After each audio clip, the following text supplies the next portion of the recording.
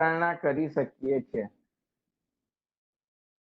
તો આ સ્વરૂપે અહીંયા આપણી પાસે અંતર્દ્વીપ 56 અંતર્દ્વીપની વિચારણા બતાવાયેલી છે, જેમાં ભરત ક્ષેત્રની મર્યાદામાં ચુલ હિમવંત નામનો પર્વત છે, એ જ રીતે બીજા છેડે ઐરાવત ક્ષેત્રની મર્યાદામાં રહેલો શિખરી નામનો પર્વત છે। જેમ 28 અંતર્દ્વીપ આ બાજુ વિચાર્યા, એ જ રીતે 28 અંતર્દ્વીપ આપણે ઐરાવત ક્ષેત્ર બાજુ વિચારી શકીએ છીએ, અને એવા સ્વરૂપે આપણે ટોટલ 56 નો આંકડો વિચારાયો છે। તો આ વાત આપણે કરી હમણાં મનુષ્યના 303 ભેદ માટેની, અને જે મેં આપને બતાવેલું હતું ગઈકાલના સ્વાધ્યાયમાં 15 કર્મભૂમિ અને 30 અકર્મભૂમિ, તો જે અત્યારે આપને ચિત્ર આવેલું હશે એની અંદર બધી જ માહિતીઓ બતાવેલી છે, બધા જ નામો લખેલા છે। તો ખાસ એને ધ્યાનથી એક વખત જોજો, અને કદાચ એમાં કોઈ પ્રશ્ન થાય તો આપ પૂછજો। તો આ વાત આપણે કરી હમણાં મનુષ્ય માટેની। તો એમ આપણે નારક, તિર્યંચ અને મનુષ્ય એમ 3 ગતિ સંબંધી ભેદો આપણે વિચારી લીધા। હવે જે આપણે વિચારવાનું છે દેવતાના, આમ જોવા જઈએ તો ટોટલ દેવતાના ભેદો થાય છે 198। તો અહીંયા સિમ્પલ આપણે ગણતરી વિચારવી હોય તો ટોટલ દેવો 99 બતાવાયા છે, અને એ 99 દેવોના પર્યાપ્ત અને અપર્યાપ્ત એમ બે સ્વરૂપે ભેદો વિચારતા 198 થાય છે। હવે આપણે અહીંયા માત્ર એ 99 દેવ કયા છે એને વિચારવાના છે, અને એની પહેલા દેવ એટલે શું, દેવની ડેફિનેશન શું છે એને આપણે વિચારી લઈએ। તો બતાવાયું છે કે જે દિવ્ય વૃદ્ધિને ભોગવે છે તે દેવ કહેવાય છે, કારણ કે જે વૃદ્ધિ દેવ પાસે રહેલી છે તે કહેવાય એકદમ અદ્ભુત અદ્વિતીય રૂપની વૃદ્ધિ વિચારાય છે। એ જે વૃદ્ધિને ભોગવી રહ્યા હોય છે એ વૃદ્ધિની કલ્પના મનુષ્ય ક્યારે પણ કરી શકતો નથી હોતો, કારણ કે કહેવાય કે આટલા વર્ષો, જેટલા પણ વર્ષો દેવનું આયુષ્ય રહેલું હોય છે એમાં માત્ર ને માત્ર કહેવાય તો સુખ સુખ અને સુખ જ દેખાતું હોય છે એવું નથી કેતો, લોકોને દેખાતું હોય છે, ઠાઠ માઠથી રહેવા મળતું હોય છે। એટલા માટે અહીંયા દેવની વૃદ્ધિ દૈવિક એટલે કે અદ્ભુત રૂપની બતાવાયેલી છે, અને દેવનું શરીર જોવા જઈએ તો જેમનો વર્ણ અદ્ભુત હોય છે, ગંધ, રસ, સ્પર્શ, એ દેવનો જે મહેલ છે તે, એમની પાસે જે વૈક્રિય લબ્ધિ વગેરે પ્રાપ્ત થયેલી છે તે, આ બધું દૈવિક હોવાના કારણે તેમને આપણે દેવ સ્વરૂપે નામ બતાવાયેલું છે। અને દેવ યથેચ્છ ક્રીડા કરતા હોય છે, એટલે કે પોતાની ઈચ્છા પ્રમાણે કાર્ય અને ક્રીડા કરે છે, એમને કોઈની પરવાનગી કે કોઈની આજ્ઞાની જરૂર પડતી નથી। તો આવા સ્વરૂપે દેવનું તમામે તમામ વસ્તુ અદ્વિતીય અદ્ભુત બતાવાયેલું છે।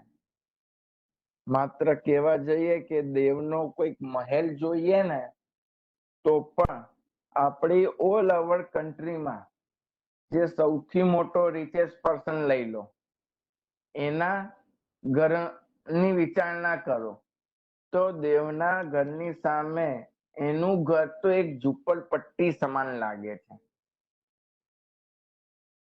જેમ કે નોર્મલી હું ઇન્ડિયા માટે વાત કરું તો જેમ કહેવાય કે અનિલ અંબાણી કે મુકેશ અંબાણી, બે માંથી કોઈ એક ભાઈનો બંગલો 32 માળનો છે. હવે એનું અને દેવની કલ્પના કરવા જઈએ અથવા કોઈકનો પોતાના જ બંગલા 20, 30, 40 માળના અદ્ભુત રૂપે બનાવેલા હોય અને દેવના મહેલની વિચારણા કરીએ તો અત્યારના જીવોની વસ્તુ 10% કે 5% પણ ન વિચારી શકે. એટલા માટે એમની આ બધી જ વૃદ્ધિ કેવા સ્વરૂપે વિચારાય છે તો કહેવાય કે અદ્વિતીય રૂપે વિચારાય છે, જેની કોઈ કલ્પના પણ આપણે કરી શકતા નથી હોતા. આવા વૃદ્ધિને ભોગવનાર જે હોય છે તે અહીંયા દેવ વિચારાય છે. હવે એ દેવો કયા કયા છે એને આપણે વિચારીએ. સૌથી પહેલા તો સૌથી પહેલા છે ભવનપતિના દેવો. 10 ભવનપતિ છે અને 15 પરમાધામી છે.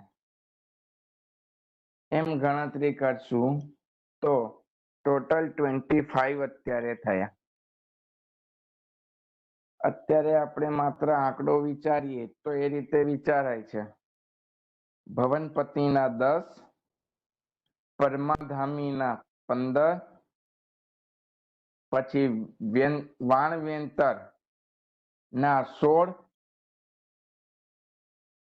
પછી જૃંભક નામના જે દેવતા છે તેના 10, એટલે ગણતરી કરીએ તો ભવનપતિ 10, પરમાધામી 15 એટલે 25, જૃંભક 10 એટલે કે 35 અને એની અંદર વાણવેંતર 16 એડ કરીએ એટલે કે 51. હવે એમાં જ્યોતિષીના 10 એડ કરીએ તો 61 થાય અને એની અંદર વૈમાનિક દેવના ટોટલ 38 ભેદ એડ કરશું તો ટોટલ 99 થશે. તો બસ અત્યારે આજના સ્વાધ્યાયમાં માત્ર હાલ આપણે આ નામોની વિચારણા કરવી છે. બસ તો હવે આપણે જોઈએ સ્ટેપ બાય સ્ટેપ કયા ભવનપતિમાં કયા દેવો રહેલા હોય છે. તો જે પહેલી વાત કરી ભવનપતિમાં 10, તો એના નામ આપણે વિચારીએ છીએ. અસુર કુમાર, નાગકુમાર, સુપર્ણ કુમાર, વિદ્યુત કુમાર, અગ્નિ કુમાર, દ્વીપ કુમાર, ઉદધી કુમાર, દિશા કુમાર, પવન કુમાર અને સ્તનિત કુમાર. આવા ટોટલ 10 દેવો ભવનપતિના દેવોના નામો છે. આવી રીતે દરેક દેવોના નામો અહીંયા બતાવેલા છે. એ આપણે પાઠમાં લઈએ એના કરતા હું આપને ફોટો આનો મોકલી દઈશ તો આપ એને માત્ર વાંચી લેજો. કારણ કે 99 દેવોના નામ લેવા બેસીશ તો આપણો 1 કે 2 સ્વાધ્યાય અહીંયા જ જશે. તો માત્ર હું આપને નામ મોકલી દઉં છું, એ નામને આપ જોઈ લેજો. તો એ જે ટોટલ 99 થશે આપના, એમાં પર્યાપ્ત અને અપર્યાપ્તની વિચારણા આપ કરી લેશો તો ટોટલ દેવના ભેદ 198 થઈ જશે. તો આ વાત આપણે થઈ દેવ સંબંધી. પણ હવે વિચારીએ અહીંયા દેવના 198, મનુષ્યના 303, તિર્યંચના 48 અને નારકના 14 એટલે કે 14.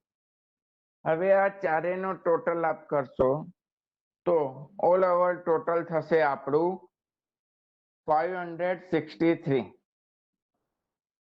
એવા સ્વરૂપે અહીંયા આપને ટોટલ 563 ભેદો જીવોના બતાવાયા છે. તો બસ અહીંયા આપણે એ જ વસ્તુને હવે વિચારવાની છે કે આપણી આજુબાજુ જે જીવ છે આ 563 માંથી, એમાંના કોઈ પણ જીવની વિરાધના થવી જોઈએ નહીં. કોઈ પણ જીવને કિલામણા કોઈ પણ જીવને હેરાન પરેશાન આપણે કરવા જોઈએ નહીં, કારણ કે જીવ તત્વને જાણવાનો સૌથી મોટો ઉદ્દેશ્ય એ જ છે કે આપણે સૌથી પહેલા જાણી શકીએ કે આપણે જ્યાં પણ હોઈએ છીએ ત્યાં કયા કયા જીવો અને કેટલા જીવો હોઈ શકે છે, અને પછી એને આપણે વિચારી આપણે જે સ્થાને બેઠા છીએ તે સ્થાને તે જીવોની વિરાધનાથી આપણે બચી શકીએ, તે જીવોને આપણે મારીએ નહીં, એમની કિલામણા ન કરીએ, એનું આપણે ધ્યાન રાખવા માટે આ 563 ભેદોને વિચારવા જરૂરી છે. આ તો આપણે અત્યારે સ્થૂળ દ્રષ્ટિથી વિચારીએ, કારણ કે નહીતર આની સૂક્ષ્મતા વિચારવા જઈએ ને તો કહેવાય કે માત્ર જે 13 ભેદ વિચાર્યા એ 13 ભેદ માટે જ આપણો અહીંયા મહિનો જતો રહે, કારણ કે 13 ભેદની જો સૂક્ષ્મતાનું ચિંતન કરીએ ને તો આપણે લગભગ આ 13 ભેદની આજુબાજુ જ રહેલા છીએ, અને એમાં પણ સ્થાવરના જે 22, એકેન્દ્રિયના જે 22 ભેદ જોયા એની આજુબાજુ જ આપણે આખો દિવસ પસાર કરી રહ્યા છીએ.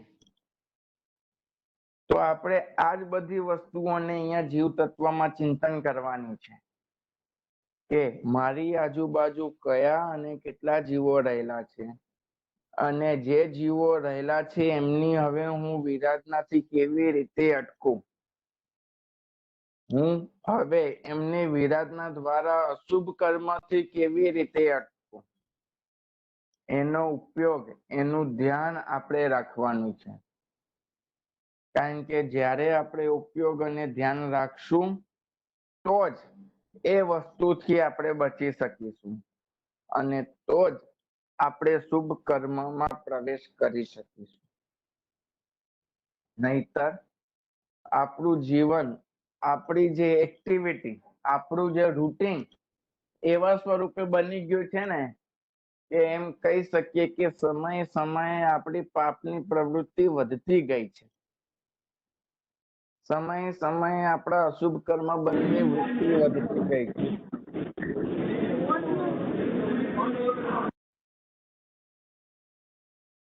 તો બસ, તો આપણે આ જ વસ્તુને જીવ તત્વથી ચિંતન કરવાનું છે કે હવે આપણી જો સમય સમયે જે વૃત્તિ વધતી ગઈ છે પાપ સંબંધી, એનાથી આપણે પાછા અટકવાનું છે, એમાંથી હવે આપણે પાછા વળવાનું છે, પાછા આવવું છે. આ પાછા આવવા માટે જ જીવ તત્વનું સતત ચિંતન કરવું અતિ આવશ્યક છે. તો આ વસ્તુને આપણે અત્યારે વિચારી 9 તત્વમાંનું પહેલું જીવ તત્વ વિચાર્યું. હવે આપણે આગળ વિચારીએ અજીવ તત્વ માટે. તો હવે અજીવ તત્વની વ્યાખ્યા વિચારીએ સૌથી પહેલા તો, પછી તે અજીવ તત્વ કેટલા છે, કયા કયા છે, એનું પછી આપણે ચિંતન લઈશું. તો સૌથી પહેલી વ્યાખ્યા આપણે અહીંયા વિચારીએ અજીવ તત્વની. તો જે કહેવાય છે, જીવ તત્વની આપણે વ્યાખ્યા જોઈ હતી કે કીધું તું કે જે ચૈતન્ય વાળો હોય, જે ઉપયોગવંત હોય તેને જીવ કહેવામાં આવે છે. તો અહીંયા અજીવ માટે તેનાથી તદ્દન વિરોધી વ્યાખ્યા, જે જડના લક્ષણ વાળું છે, જે ચૈતન્યથી રહિત હોય છે, તે અજીવ કહેવાય છે. એટલે કહેવાય ને કે ચૈતન્ય નથી, ચૈતન્ય એટલે કે ચેતના નથી. શાસ્ત્રીય શબ્દ જે આપણે કહીએ છીએ કે ચેતના કહીએ છીએ, અને આપણા વ્યવહારમાં આપણે એમ બોલીએ છીએ કે પ્રાણ નથી રહ્યા. હવે જેની અંદર પ્રાણ નથી, પ્રાણ વિનાનો જે છે તે આપણા માટે અહીંયા અજીવ તત્વ રૂપે વિચારવાનું છે. અને એ અજીવ તત્વ અહીંયા આપણા શાસ્ત્રમાં 14 ભેદે બતાવાયેલા છે. એ હવે 14 ભેદ કેવી રીતે છે એને આપણે વિચારીશું. તો સૌથી પહેલા હજી પણ અજીવ માટે જોઈએ તો અજીવ તત્વ પણ આપણી આજુબાજુ રહેલું છે. જેમ આપણે કીધું ને કે જીવ તત્વ આપણી આજુબાજુ છે, તો કઈ રીતે આજુબાજુ હતું એના માટે કરીને આપણે જીવ તત્વનું આટલું ચિંતન કર્યું. હવે આપણે એમ કહીએ છીએ કે આપણી આજુબાજુ અજીવ તત્વ પણ રહેલું છે. તો હવે આપણી આજુબાજુ કયા અજીવ તત્વ રહેલા છે, કેવા સ્વરૂપે અજીવ તત્વ રહેલા છે, એની વસ્તુ આપણે અહીંયા વિચારવાની છે. તો એનું ચિંતન હવે સૌ પ્રથમ આપણે એના નામ લઈને કરશું. તો બતાવાય છે પહેલું ધર્માસ્તિકાય નો સ્કંધ, પછી અધર્માસ્તિકાય, આકાશસ્તિકાય, એટલે કે આ જે ત્રણ લીધું, આ ત્રણના સ્કંધ, દેશ અને પ્રદેશ એમ એકના 3 ભેદો વિચારી લેવાના છે. જેમ કે કહેવાય ને કે ધર્માસ્તિકાયનો સ્કંધ, પછી ધર્માસ્તિકાયના સ્કંધનો દેશ અને ધર્માસ્તિકાયના સ્કંધનો પ્રદેશ. એ જ રીતે અધર્માસ્તિકાયનો સ્કંધ, અધર્માસ્તિકાયના સ્કંધનો દેશ અને અધર્માસ્તિકાયના સ્કંધનો પ્રદેશ. એ જ રીતે આકાશસ્તિકાયમાં પણ 3 ભેદોની વિચારણા કરી શકીએ છીએ. પછી જે છે અધ્ધા સમયકાળ, એટલે આપણે ટોટલ 9 જોઈ ગયા. ધર્માસ્તિકાયના 3, અધર્માસ્તિકાયના 3 અને આકાશસ્તિકાયના 3, એટલે ટોટલ 9 થયા. પછી જે 10મો છે અધ્ધા સમયકાળ. પછી આ 10 ભેદ અરૂપી અજીવના છે, અને હવે જે બતાવવામાં આવશે એ રૂપી અજીવના છે. ઉદ્ગલાસ્તિકાયનો સ્કંધ, એનો દેશ, એનો પ્રદેશ અને છેલ્લું પરમાણુ. તો એમ અહીંયા આપણે થોડુંક વિચારી શકીએ છીએ કે અજીવ ના અહીંયા 2 ભેદો બતાવ્યા આપણે, અરૂપી રૂપે અને રૂપી રૂપે. અરૂપી અજીવના 10 ભેદો લીધા અને રૂપી અજીવના 4 ભેદો લીધા. તો જે આપણે વાત આગળ પણ શીખી ગયેલા છીએ એને મેં બતાવેલું છે, રૂપી અને અરૂપીની ડેફિનેશન. જે આપણે આપણી ચર્મચક્ષુથી જોઈ શકીએ છીએ તે રૂપી કહેવાય છે. એટલે કે આપણીને માત્ર રૂપી એટલે કે જે દેખી શકાય છે તે રૂપી અજીવ કહેવાય છે, અને જે જોઈ નથી શકાતું તે અરૂપી અજીવ કહેવાય છે. તો આ રીતે આપણે રૂપી અને અરૂપી અજીવની વિચારણા કરીએ છીએ. પણ આ 14 ભેદમાં સામાન્યથી જોવા જઈએ તો ટોટલ 5 જ ભેદની કલ્પના થઈ શકે છે. ધર્માસ્તિકાય, અધર્માસ્તિકાય, આકાશસ્તિકાય, કાળ અને પૂદગલ. આમ પ્રોપર વિચાર્યા તો 5 જ છે. પછી એના પેટા ભેદોમાં આપણે ગયા અને એમાંથી 14 ભેદોનું ચિંતન આપણે કર્યું.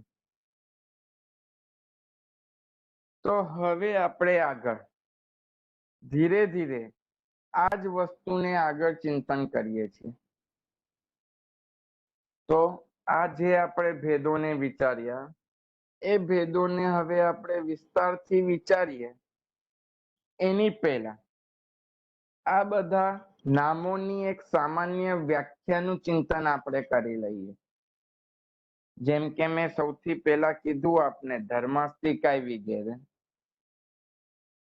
તો સૌથી પહેલા આપણે ધર્માસ્તિકાય, અધર્માસ્તિકાય, આકાશાસ્તિકાય, પૂદગલાસ્તિકાય અને કાળ. તો સૌથી પહેલા આપણે આ 5 શબ્દની વ્યાખ્યા જોઈશું. એના પછી આપણે સ્કંદ, દેશ અને પ્રદેશની વ્યાખ્યા જોઈશું અને ત્યારબાદ આપણે પરમાણુ નામનો જે શબ્દ છે એની વ્યાખ્યા જોઈશું. અને આ વ્યાખ્યા જોયા બાદ આપણે જે અરૂપી અજીવ અને રૂપી અજીવ જોયા એના વિસ્તારથી પેટા ભેદોને પછી વિચારશું. તો સૌથી પહેલા આપણે વાત કરીએ અહીંયા ધર્માસ્તિકાય માટે. તો સૌથી પહેલા ધર્માસ્તિકાયની વ્યાખ્યા આપણે વિચારી શકીએ છીએ અહીંયા. તો કહેવાય કે જીવ અને પૂદગલ જેના વડે ગતિ કરી શકે છે તે ધર્માસ્તિકાય છે. જેમ કે આપણે કહી શકીએ છીએ આપણા માટે કે આપણે પોતે એક જગ્યાએથી બીજી જગ્યાએ જઈ શકીએ છીએ. આપણે આપણી જગ્યાએ જ બેઠા બેઠા પણ હલન ચલન કરી શકીએ છીએ અને જગતમાં જેટલી વસ્તુ ગતિ કરી રહી છે એટલે કે એક સ્થાનેથી બીજા સ્થાને જઈ શકે છે એ બધું જ ધર્માસ્તિકાયના આધારે થઈ શકે છે. કારણ કે આ કહીએ છીએ આપણે કે ધર્માસ્તિકાય આપણા 14 રાજલોકની અંદર રહેલો છે. એટલા માટે જ 14 રાજલોકની અંદર રહેલો કોઈ પણ જીવ એ એક પ્રકારની ગતિ કરી શકે છે. હવે વિચારીએ કે કઈ રીતે ગતિ કરે છે. તો અનેક રીતે ગતિ થાય છે. જીવ ઉપરથી નીચે જતો હોય, નીચેથી ઉપર આવતો હોય, આડો જતો હોય, કોઈ પણ રૂપે આપણે વિચારાય છે. જેમ કે કદાચ આપણે બેઠા બેઠા હલીએ પણ છીએ તો પણ આપણે કહી શકીએ છીએ કે અહીંયા જીવ જોડે ધર્માસ્તિકાય રહેલો હશે. કારણ કે જીવ ધર્માસ્તિકાય વિના એક ડગલું પણ હલી ના શકે. એવું કહેવા કરતા એમ પણ કહી શકાય કે જીવ બેઠા બેઠા પણ પોતાની બોડીના કોઈ પણ પાર્ટ્સને હલાવી ના શકે.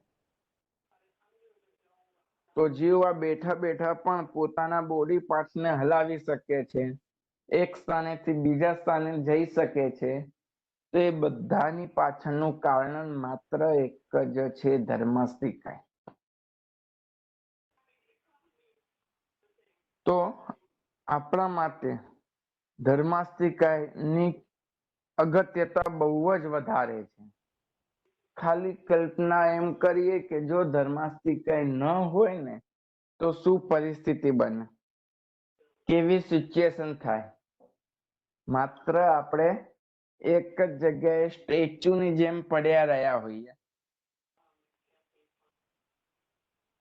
ખાલી અહીંયા કલ્પના કરવાની છે કે અહીંયા ધર્માસ્તિકાય ના હોત, આપણે હલન ચલન કરવા માટેની જગ્યા ન આપી હોત તો આપણે કરત શું?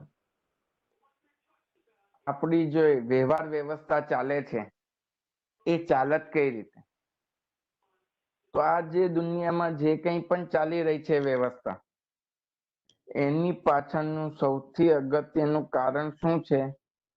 તો કહેવાય છે કે ધર્માસ્તિકાય છે. ઘણા સ્થાને ધર્માસ્તિકાયનું આપણે ચિંતન કરી શકીએ છીએ. તો આ વાત આપણે કરી અત્યારે ધર્માસ્તિકાય સંબંધી. પછી હજી આગળ આપણે અહીંયા વિચારણા કરવી હોય બીજા નંબરમાં અધર્માસ્તિકાય. તો ઉપર કરતા તદ્દન વિપરીત છે.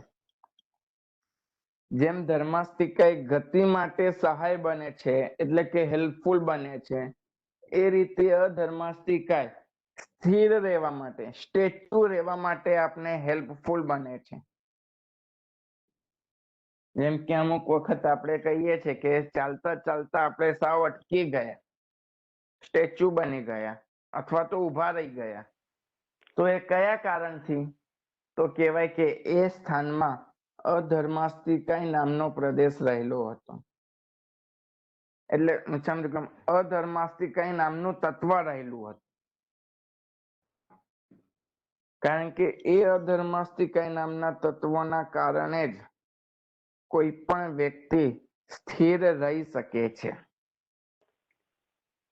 જેમ કે આપણે અહીંયા વિચારવું છે, આપણે કોઈ પણ પ્રકારનો કાયસર્ગ કરવા બેઠા છીએ અથવા તો જાપ આદિ કરવા બેઠા છીએ, ધ્યાનમાં બેઠા છીએ, ત્યારે જે આપણે એકદમ સ્થિર અવસ્થામાં સ્ટેચ્યુ અવસ્થામાં હોઈએ છીએ.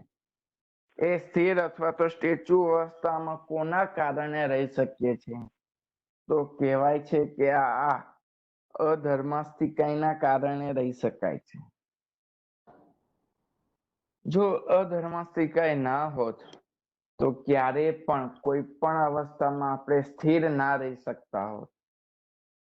તો વિચારો કે જે રીતે આપણા માટે ધર્માસ્તિકાઈ જરૂરી છે, એ જ રીતે આપણા માટે અહીંયા અધર્માસ્તિકાઈની પણ વિચારણા એટલી જ જરૂરી છે.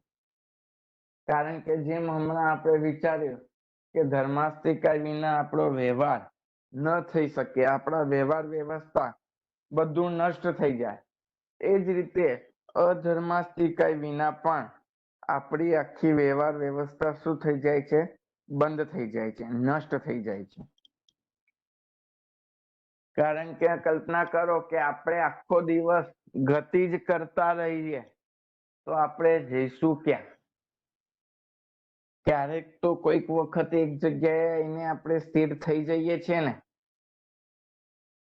જેમ કે નોર્મલી વાત કરીએ કે ઘરેથી નીકળ્યા કોઈ પણ કામ માટે, એઝ અ એક્ઝામ્પલ જોબ માટે, તો ઘરેથી જે 1 કિલોમીટર, 2 કિલોમીટર, 5 યા 10 કિલોમીટર એપ્રોક્સ ચાલતા ગયા કે કોઈ પણ વ્હીકલમાં ગયા તો ત્યાં એ આપણે ગતિ કરી, પણ આપણા ઈચ્છિત સ્થાન ઉપર પહોંચીને તો આપણે હવે શાંતિથી એક જગ્યાએ બેસી ગયા.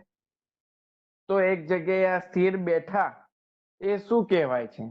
કોના કારણે કહેવાય છે? તે બધું જે છે એ આપણું અહીંયા અધર્માસ્તિકાઈ રૂપે વિચારાય છે. એટલા માટે કહેવાય છે કે આપણી જે જીવન છે, જીવનની શૈલી ચાલી રહી છે, એમાં બંને આ ધર્માસ્તિકાઈ અને અધર્માસ્તિકાઈ ખૂબ જ જરૂરી રૂપે વિચારાય છે. અત્યંત આવશ્યક રૂપે અહીંયા એનું ચિંતન કરી શકાય છે. અને ખાલી એ ન હોય એવા સ્વરૂપે પણ કલ્પના કરીએ ને તો આપણી લાઈફ પોસિબલ બનતી જ નથી હોતી.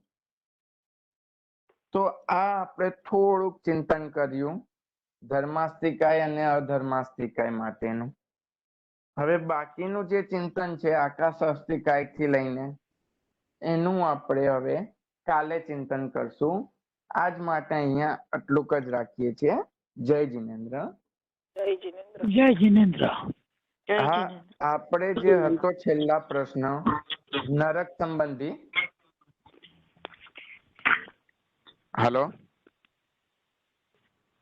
આપણો જે છેલ્લે પ્રશ્ન હતો ને કે નરકમાં વિકલેન્દ્રિય કે તિર્યંચ પંચેન્દ્રિય હોય કે ના હોય, તો કહેવાય છે કે નરકમાં તે વિકલેન્દ્રિય કે તિર્યંચ પંચેન્દ્રિયનો જીવ નથી હોતા.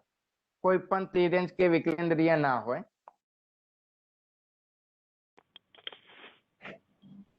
અને છતાં પણ આપણે જે સ્વરૂપ વિચાર્યું હતું નરકની વેદનામાં, અને આપણે એમ વિચાર્યું હતું ને કે જે નારકીનો પરમાધામી દેવ છે એ નરકના જીવોના મુખની અંદર કીડીઓ ભરીને મોઢું સેવી દે છે કે સર્પ, વીંછી આદિ નાખી અને એનું મોઢું સીવી દે છે.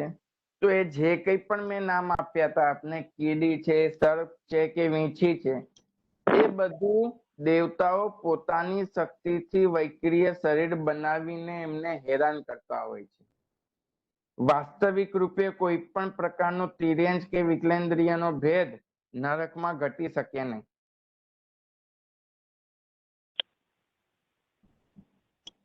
ખ્યાલ આવી ગયો? હા, સમજાઈ ગયું. હા.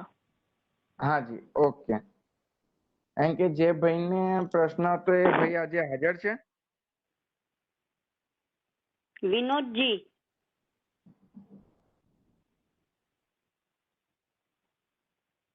નથી ભાઈ, એ નથી વાંધો લાગતા. વાંધો નહીં. તો ખાલી એમને એક સમાચાર અપાવડાવી દેજો ને છતાંય કોઈક પ્રશ્ન થાય તો મને આપ કાલના સ્વાધ્યાયમાં પૂછી લેજો. જરૂર જરૂર. જય હાજી. જિનેન્દ્ર. જય જય જિનેન્દ્ર. જિનેન્દ્ર. જિનેન્દ્ર. જિનેન્દ્ર. જય જિનેન્દ્ર. જય જિનેન્દ્ર.